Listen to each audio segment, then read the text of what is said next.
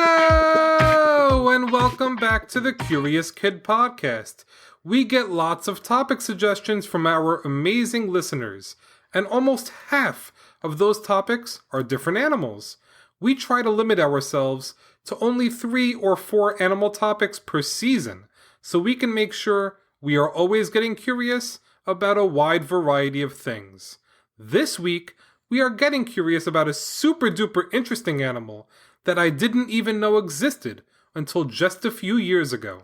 Double mailbag! Double mailbag! Hi Olivia and Jacob, I'm Lila. I live in Salt Lake City, Utah, and I am 9. I really like your podcast. It entertains me for hours at a time. I was wondering if you could get curious about either emojis or narwhals. Sincerely, Lila. Hi, my name is Lola, and I'm curious about narwhals. I'm curious because I want to learn why they're called unicorn of the sea, and I want to learn how they got their horn, and I'm really interested in narwhals, and I really want to learn about them, and I think they're a really good subject on your podcast. Wow, that was an amazing voicemail from Lola of Brooklyn, New York. We are getting curious about narwhals for Lila and Lola this week. Narwhals are awesome. They are totally awesome, and I can't wait to learn more about them. What's the question of the week? The question of the week is, are there any narwhals in captivity? In other words, can you ever find a narwhal at the zoo or an aquarium? That's an interesting question. And while you're thinking about the answer, let's learn more about these fascinating and unique animals. Since there are probably many people listening that don't know what a narwhal is, I think it makes sense to start off by describing a narwhal. Narwhals are mammals. They live in the sea. They are closely related to beluga whales. They even resemble beluga whales a little bit, but there is one big, obvious difference you will notice about narwhals. It is that narwhals have a tusk sticking out of their face. And that's why they are often referred to as unicorn of the sea. If you listened to episode 85, Curious About Unicorns, you know that people used to sell unicorn horns for ridiculous amounts of money because the unicorn horns were believed to have magical healing powers. There's only one problem, though. Unicorns don't actually exist. The horns that were being sold were really narwhal tusks. There's another problem too. Narwhal tusks are not magical, and they aren't healing either. But they are really interesting. You wouldn't believe how narwhals grow their tusks. So, a narwhal tusk is actually a tooth. It's very different than a human tooth, though. Human teeth are soft on the inside, but have a hard outer shell. The narwhal tusk is just the opposite. It's hard inside, but is covered in a softer, more flexible outer layer. And another big difference is that the narwhal tooth or tusk can grow up to 10 feet long. I don't think you'll find many humans with teeth that are 10 feet long. Thankfully, I think you're right. To get an idea of how long that is, the average basketball hoop is 10 feet off the ground. That is a really long tusk. There are other animals that have tusks like elephants and walruses, but even those tusks are different than a narwhal tusk. For starters, those animals have 2 tusks each. Most narwhals just have one really long tusk. Also, the tusks of elephants and walruses are curved, while the narwhal tusk is long and straight. But the coolest thing about the narwhal tusk is that it spirals, just like you would imagine a unicorn horn spirals. That is really cool. But get ready for the super crazy narwhal fact of the week that you probably won't believe. The tusks of elephants and walruses grow out of their mouths. The narwhal tusk grows a bit differently. A narwhal tusk grows through its head, and that's just craziness. Baby narwhals start with the small tooth, but as the narwhal gets older and older, the tooth grows and grows. Finally, it gets long enough where it runs out of room and has to punch through the narwhal's lip to keep growing and growing. All male narwhals have tusks, but only some females do. There are even some narwhals that have 2 tusks, but those are very rare. About 1 out of every 500 male narwhals has 2 tusks.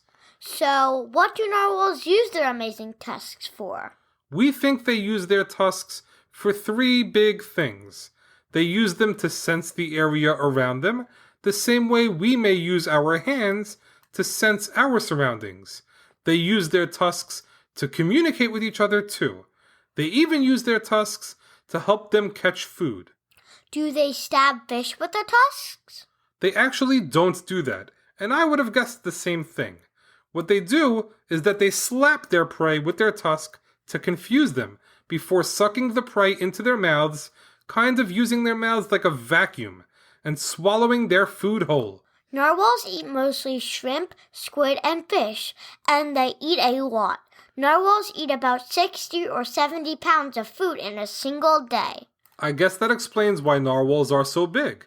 The male narwhals weigh about 3,500 pounds, and the females are a lot smaller at a measly 2,200 pounds or so.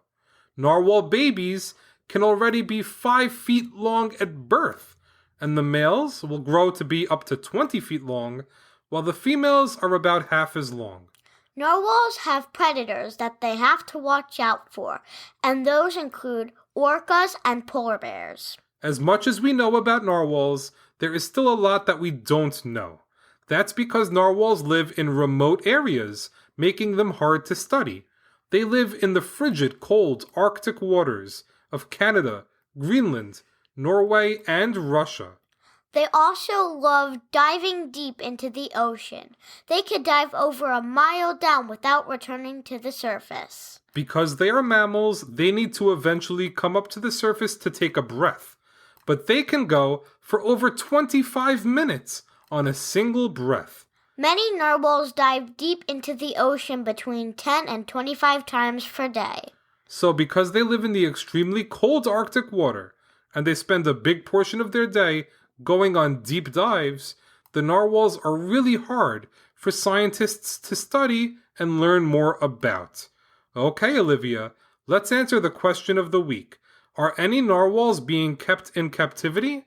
No narwhals are in captivity. There have been a few attempts to keep narwhals in captivity, but they didn't go well. It turns out that narwhals can't survive very long in captivity. They need to be free and doing their awesome narwhal thing. Narwhals live for about 30 or 40 years in the sea where they belong. Well, that's a wrap for this week's episode.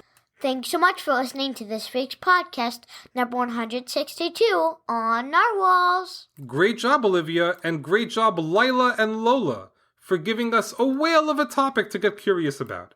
Before we go, we have a couple of people to thank. We want to thank our newest Patreon supporter, Micah K. A big thanks to Micah for helping to support the podcast on Patreon. All of our Patreon supporters get tons of extra access to the podcast, including exclusive monthly current events episodes. We also want to thank username Michelle2533 for leaving us an awesome review. It says, fun and informative. We love the Curious Kid podcast because they have fun, digestible episodes that give us tons of interesting info in a really enjoyable way.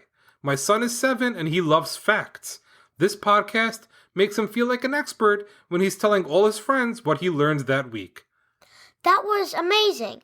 Thanks for the review. Reviews mean so much to us. They sure do. And we love that your son is sharing the facts he learned with his friends. Did you know that that's why we started this podcast in the first place? When Olivia was 3 and 4 years old, we used to learn about things she was curious about before she fell asleep. And then her teachers told me that she was teaching her classmates what she learned from me. That's when we had the idea to get curious about things. Together, but record it and release it as a podcast, the Curious Kid Podcast. Join us next week when we will get curious about compasses for a listener in North Vancouver, Canada. As always, thank you so much for listening and getting curious with us.